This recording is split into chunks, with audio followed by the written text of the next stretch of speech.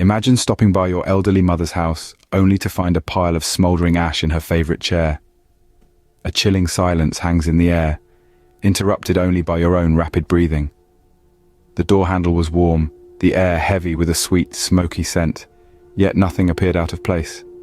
Venturing further into the house, you're met with a horrifying sight.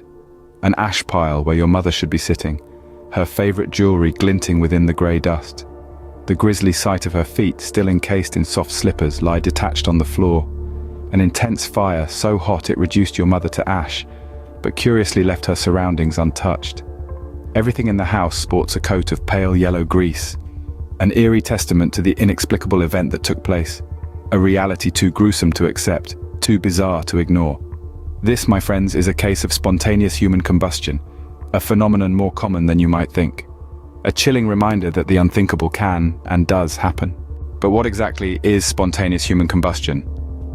This term, first proposed in the mid-18th century, refers to a pseudo-scientific concept where a living or recently deceased human body catches fire without any apparent external ignition source. Imagine, one moment you're perfectly fine, and the next, you're bursting into flames, leaving nothing but a pile of ashes, and curiously, often a pair of unburnt legs. Now, this might sound like something straight out of a science fiction novel, but it's a phenomenon that's been reported numerous times throughout history. However, it's important to note that spontaneous human combustion is surrounded by a fair amount of skepticism. Scientific investigations often suggest that these purported cases of unexplained fires involve overlooked external sources of ignition. These could be anything from a lit cigarette to a nearby open flame, and often the victim's clothing acts as a wick, aiding the combustion.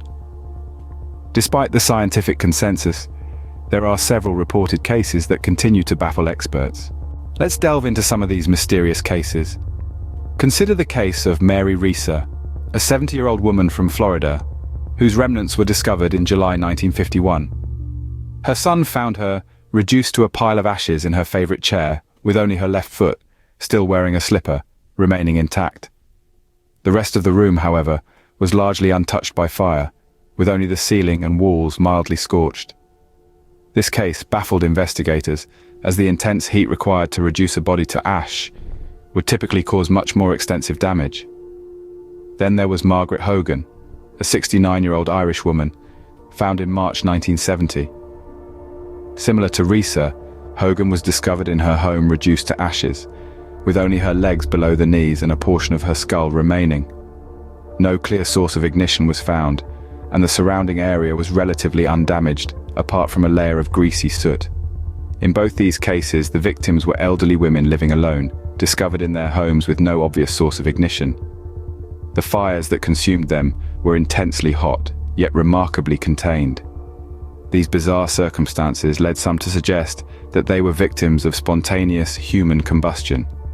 However, both incidents were investigated thoroughly, and numerous theories were proposed, from overlooked sources of ignition to the victim's behavior or health conditions.